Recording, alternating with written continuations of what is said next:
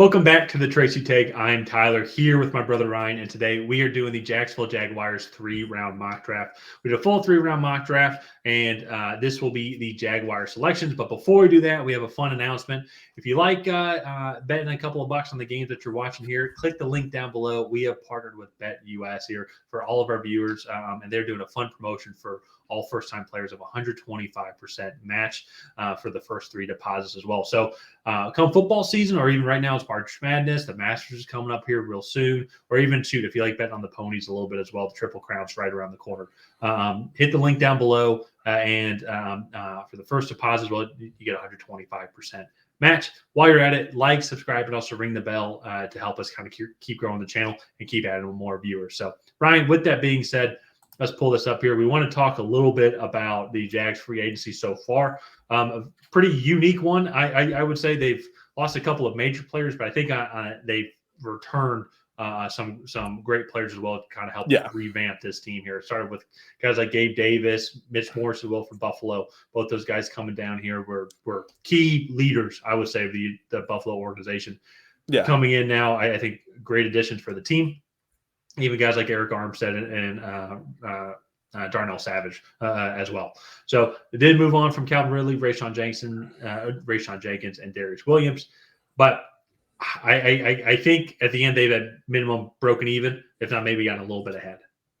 Yeah, and that's I think they got further ahead in some positions and maybe fell behind in others, specifically the wide receiver spot. I think I don't want to say the trade of Gabe Davis for Calvin Ridley, because I don't mean it in a literal sense, but like they kind of were just like, Calvin Ridley, you can go, we'll go sign him and he'll take your spot type of mentality. And reports were that Jacksonville really wasn't that in on Calvin Ridley in the conversation talks, or in the contract talks. So I don't know. It's an interesting situation. Yeah. I think Calvin Ridley is clearly better than the other 2 receivers that they have. Now, I will say Christian Kirk is coming back from injury. They still have Zay Jones. You have Gabe Davis now, Devin Duvernay. Maybe they view the room as more complete, being able to add those 2 guys, and then they go and get Mitch Morse, Ezra Cleveland to solidify the offensive line around Trevor Lawrence. So maybe that's kind of what they were doing, and then they didn't save themselves enough space to bring back Calvin Ridley. So well, and so to add on to that, 2 things I would say as a Falcons fan, I know a little bit more about this, but one of the things too for the Jags as well is the trade with the Falcons for Calvin Ridley. If they would have re-signed him, the 3rd-round pick that we have for the Jags would have moved to a 2nd-round pick. No, actually, that's so. Oh, go ahead. Sorry. For that trade, they would have had to extend him. So once he became a unrestricted free agent after the new league year, it would have stayed a 3rd. Oh, yeah. No. I know that. But I think then, too, Jags thought about that. And it's like, okay, if he does hit the market, then a team like Tennessee is like, okay, we'll go give you, $20 million? Or $494 with $50 million guaranteed, which the guaranteed only one wide receiver, which was Tyreek Hill, has gotten $50 million guaranteed. Yeah. And so I think the Jags kind of played that mental math in their head and be like, we want to keep the 2nd-round pick, so we're not even going to risk doing this. But secondly, though, too, to add on to that, you mentioned Christian Kirk. I think Christian Kirk is more of the heart and soul of this offense.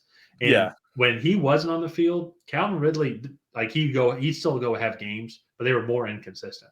When Christian Kirk and Calvin Ridley were on the field together, that's when both guys could have that explosive game, because Christian Kirk brings a bunch of attention.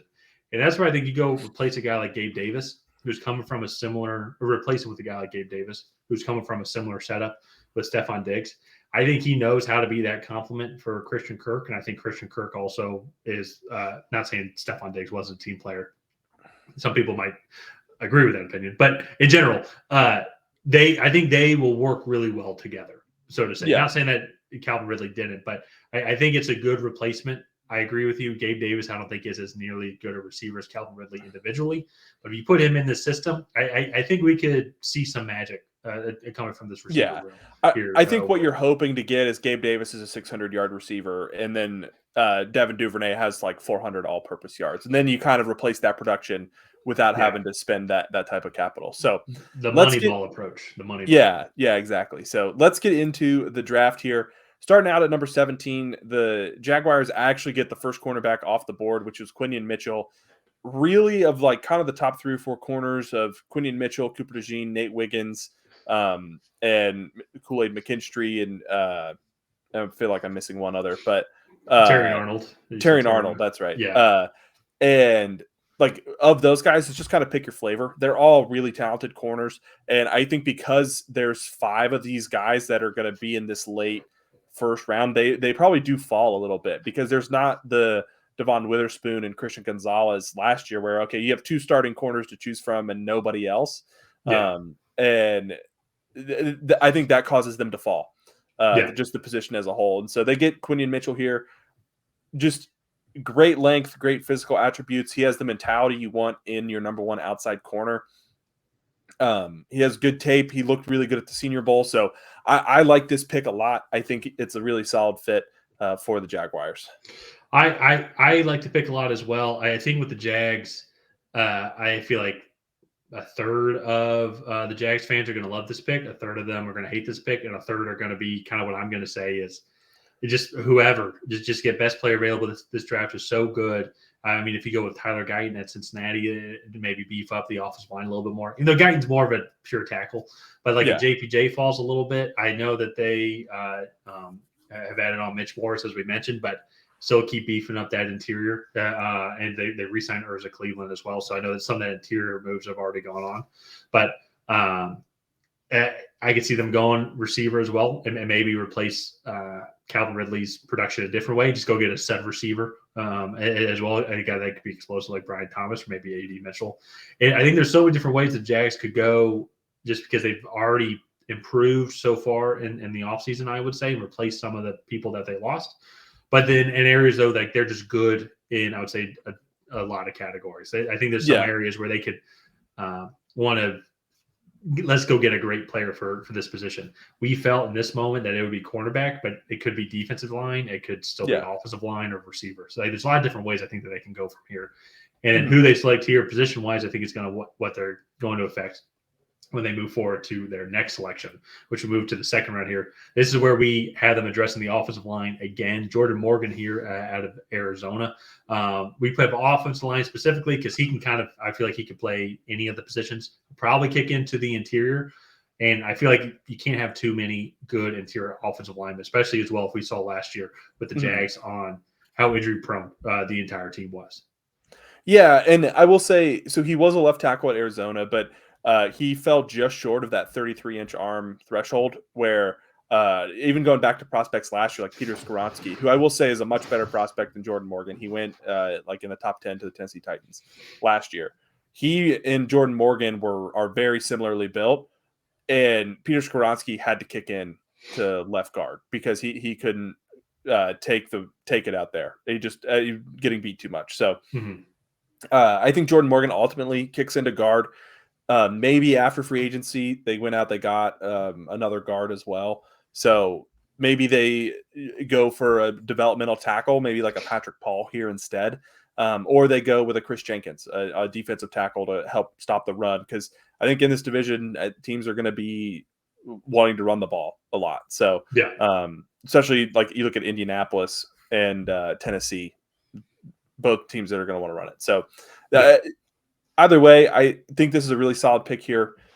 Like you said, you can never have too many good offensive linemen. Let's move on now to their last pick, which is a compensatory pick because their third rounder went to the Atlanta Falcons. So here at pick 96, going and getting just an absolute freak on the outside, 6'7", 230, 235.